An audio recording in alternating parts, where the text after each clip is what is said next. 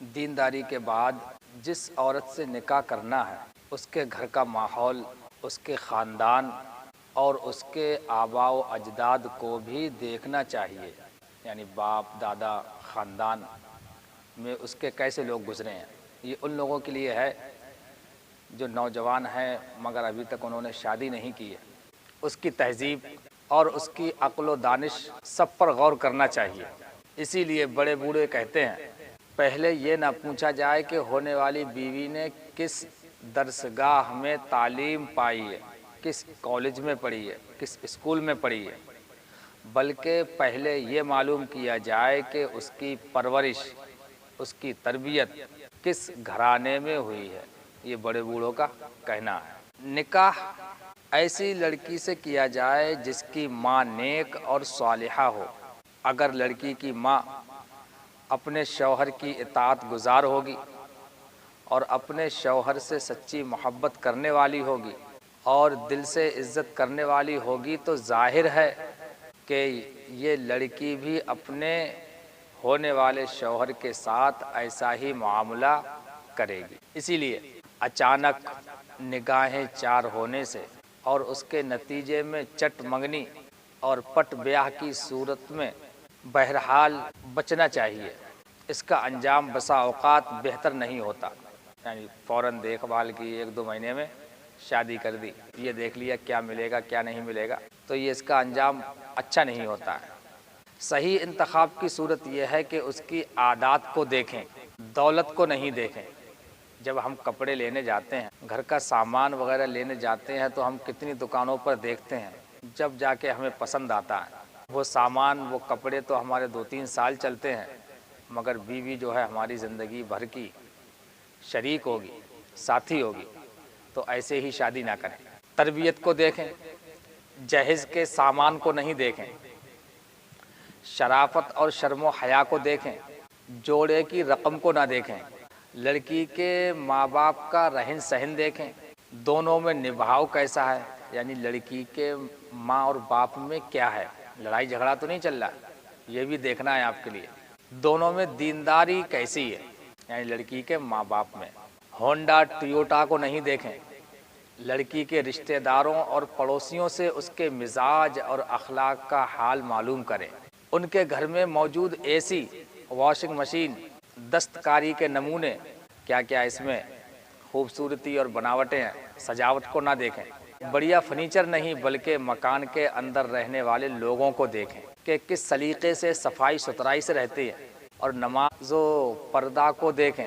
مکان کو نہ دیکھیں کہ مزدوروں نے کتنا اونچا اور کیسا خوبصورت بنایا ہے، یہ نہ دیکھیں۔ مسکراہٹ بکھیرنے والی شیریں زبان اور خوشیوں کے رنگ بکھیرنے والی پیشانی دیکھیں، یعنی ان کے گھر میں جو رہ رہے ہیں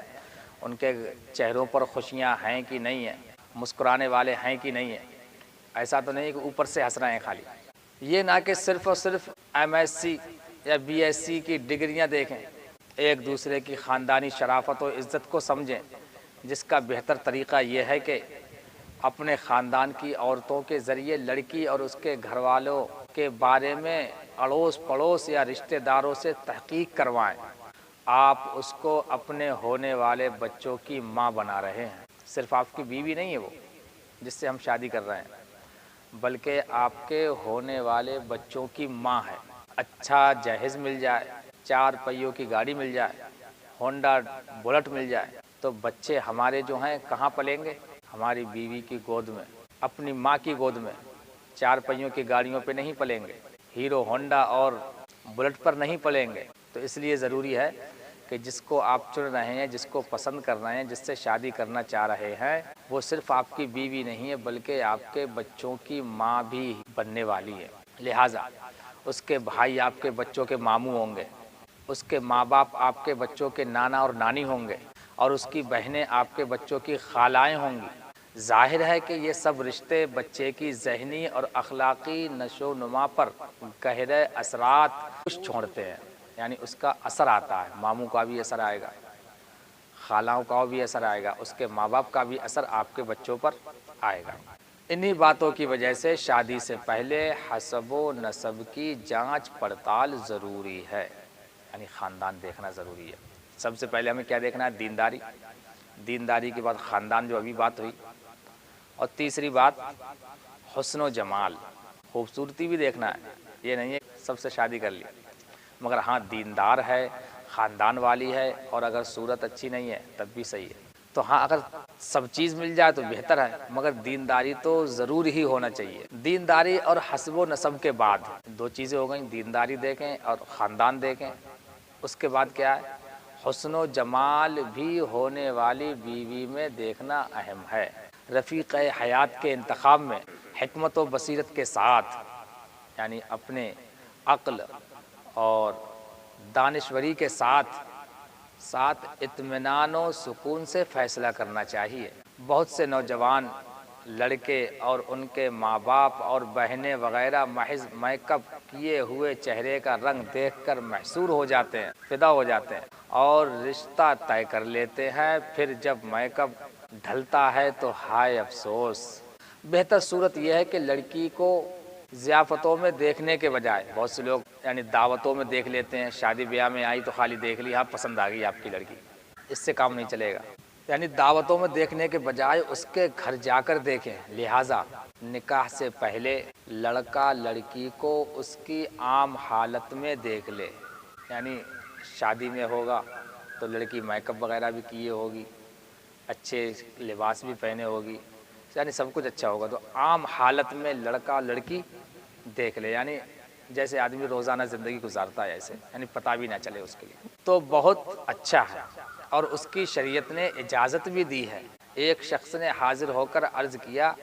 میں نے ایک انصاریہ عورت سے نکاح کیا، تو حضور صلی اللہ تعالیٰ علیہ وسلم نے فرمایا،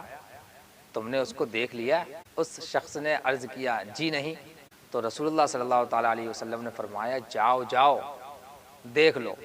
انصاری عورتوں میں کچھ ہوتا ہے، یعنی انصاری عورتوں کی آنکھیں چھوٹی ہوتی ہیں، اس عورت کو دیکھ لو، تم دونوں کے درمیان محبت قائم رکھنے کے لیے یہ زیادہ مناسب ہوگا، یعنی وہ تمہیں دیکھ لے تم اس کے لیے دیکھ لو، یعنی الفت و محبت قائم و دائم رکھنے کے لیے، آپس میں اعتماد، دوستی اور نرمی برقرار رکھنے کے لیے یہ بے حد اہم بات ہے کہ لڑکا لڑکی کو دیکھ لے، مگر یہ نہیں ہے کہ گھومتے پھریں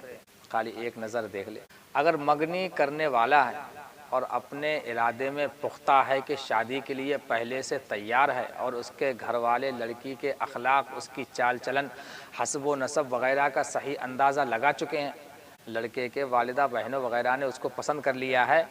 اور مکمل تحقیق کے بعد، یعنی سب کچھ ہم نے دیکھ بھال کر لیا، بالکل پکا کر دیا رشتہ، دیکھ بھال کر کے مکمل تحقیق کے بعد، ریسرچ کے بعد فیصلہ کر لیا کہ ہم یہاں رشتہ چاہتے ہیں، یہاں شادی کریں گے، اور لڑکے نے اپنی والدہ وغیرہ سے لڑکی کے چال ڈھال معلوم کرنے کے بعد یہ فیصلہ کر لیا کہ یہ میرے لیے قابل قبول ہے کہ ہاں میں اسی سے شادی کروں گا، صرف ایک نظر مجھے دیکھنا ہے کہ اطمینان قلبی حاصل ہو جائے، دل کو بھی اطمینان ہو جائے، تو اب حضور صلی اللہ تعالیٰ علیہ وسلم کی دی ہوئی اجازت سے فائدہ اٹھاتے ہوئے لڑکی کو ضرور دیکھ لے۔ اب دیکھے گا، یعنی جب بالکل پکا ہو جائے، تحقیقات وغیرہ کر کے، خاندان، نسب، دینداری وغیرہ کر کے جب بالکل پکی ہو گئی، اب لڑکا جو لڑکی کو دیکھے گا، یہ اجازت ہے۔ اس میں بہت سی حکمتیں اور فائدہ پوشیدہ ہیں، چھپے ہوئے ہیں، لیکن یہ کہ تصویر سے بالکل پرہیز کیا جائے۔ بہت سے اب لڑکا، آج کل تو ایسا ہوتا ہے کہ لڑکا دیکھا، لڑکی دیکھنے آئے دو لوگ، فوراً فوٹو کھینچ لیا اس کا، فوٹو دکھاتے ہیں جا کے، تو یہ صحیح نہیں۔ تصویر سے پرہیز کیا جائے، یعنی بچا جائے، نہ تصویر مانگی جائے، نہ اپنی دی جائے، کیونکہ اس میں سب سے بڑی مذمت کی بات یہ ہے کہ ایک بہتری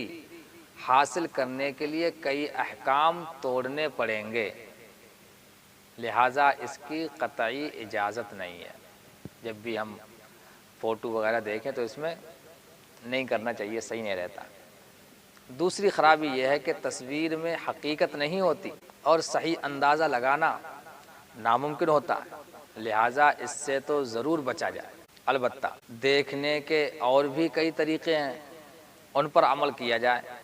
لیکن یہ ضروری ہے کہ لڑکی کے ماں باپ کی اجازت لینا چاہیے۔ لڑکی کے ماں باپ کی اجازت کے بغیر نہیں دیکھنا چاہیے۔ ظاہر ہے کہ جب اجازت مل جائے گی تو کوئی غیر مناسب طریقہ نہیں اپنانا پڑے گا اور شریفانہ طریقے سے لڑکی کو دیکھ لیا جائے گا۔ بہت سے نوجوان لڑکوں کو کہتے ہوئے سنا ہے کہ جب ان سے پوچھا جاتا ہے کہ کیا تم نے اپنی ہونے والی بیوی کو دیکھا ہے، تو ان کا جواب زیادہ تر اس قسم کا ہوتا ہے کہ ہم نے دین دیکھا ہے اور کچھ نہیں دیکھا، یعنی ہم نے صرف خالی دینداری دیکھ لی ہے اور کچھ نہیں دیکھا۔ بعض کہتے ہیں میری والدہ اور بہنیں بہت ہی سمجھدار ہیں، انہوں نے دیکھ لیا کافی ہے۔ کچھ یوں کہتے ہیں ایک تو بڑی مشکل سے ملی ہے، اب دیکھنے کا کہیں گے تو مسئلہ ہوگا، یعنی کہیں ایسا نہ ہو یہ بھی شادی نہ ہو۔ بعض کا جواب ہوتا ہے دیکھنے کا رواج نہیں ہے ہمارے یہاں، تو ہم کیا کریں، کیسے دیکھیں۔ یاد رکھیے ہم اسی وقت کامیاب ہوں گے جب اپنی اصلی شرافت عزت پر لوٹیں گے، یعنی جتنے بھی ہم رسول اللہ صلی اللہ تعالیٰ علیہ وسلم کے فرمان سے دور جائیں گے اتنے ہی ہماری عزت میں بھی کمی ہوگی، شرافت میں بھی کمی آئے گی، دین و دنیا سب میں کمی آئے گی۔ اس لیے صرف سنی سنائی باتوں میں نہ آئیں کہ ہم نے صرف دین دیکھا ہے یا ہم نے صرف تعلیم دیکھی ہے، بلکہ دین کا معیار بھی ہر شخص کی نگاہ میں الگ الگ ہے، اور میاں بیوی کے دین کی حفاظت دونوں کے محبت و مربت سے رہنے میں ہے، اور ایک دوسرے کے حقوق ادا کرنے، ایک دوسرے کی عزت کرنے اور ایک دوسرے کے نفس کی حفاظت کرنے میں ہے۔ اسی کو قرآن پاک میں کہا گیا ہے وہ بیویاں تمہارے لیے لباس ہیں اور تم ان کے لیے لباس ہو۔ لہٰذا یہ تب ہوگا جب دینداری کے ساتھ ساتھ حسب و نسب اور حسن و جمال بھی دیکھا جائے۔ جہاں تک اس بات کا تعلق ہے کہ میری ماں نے، میری خالہ نے، میری بہنوں نے، میری پھپھوں نے دیکھ لیا ہے، تو محترم بھائی صاحب شادی تو آپ نے کرنی ہے، آپ ہی کو بیوی کے ساتھ زندگی گزارنی ہے، لہٰذا خود دیکھنا اور اپنے معیار کے مطابق جانچنا مناسب ہے۔ ہو سکتا ہے کہ آپ کے سرپرست یعنی آپ کے ماں اور خالہ وغیرہ اپنے مطابق دیکھا ہو انہوں نے، مثلا یہ کہ بڑی سیدھی سادی ہے، ہماری خوب خدمت کرے گی، بڑی سلیقہ شعار ہے، یا یہ تو گھر کو چاند لگا دے گی۔ یہ کہتے ہیں نا جو لوگ رسم و رواج کے چکر میں پڑے ہیں وہ نہایت ہی غلطی پر ہیں، کیونکہ رسول اللہ صلی اللہ تعالیٰ علیہ وسلم کے ارشاد کے بعد کسی بات کی گنجائش باقی نہیں رہتی، اور رسم و رواج کی خرابی کی اصل وجہ یہی ہے کہ ان سے آدمی کی زندگی تنگ ہو جاتی ہے اور انسان شریعت کے موافق عمل نہیں کر سکتا، اس لیے رسم و رواج کو توڑنے ہی میں بہتری ہے۔ جہاں تک نا امیدی کا مسئلہ ہے تو اس سلسلے میں ہم پہلے عرض کر چکے ہیں کہ اللہ تعالیٰ سے ہمیشہ اچھا گمان رکھنا چاہیے، لہٰذا گمان اچھا رکھتے ہوئے ہونے والی بیوی کو ممکن ہو تو ایک نظر دیکھ لے، اس سے انشاءاللہ تعالیٰ بعد میں کوئی مسئلہ درپیش نہیں آئے گا۔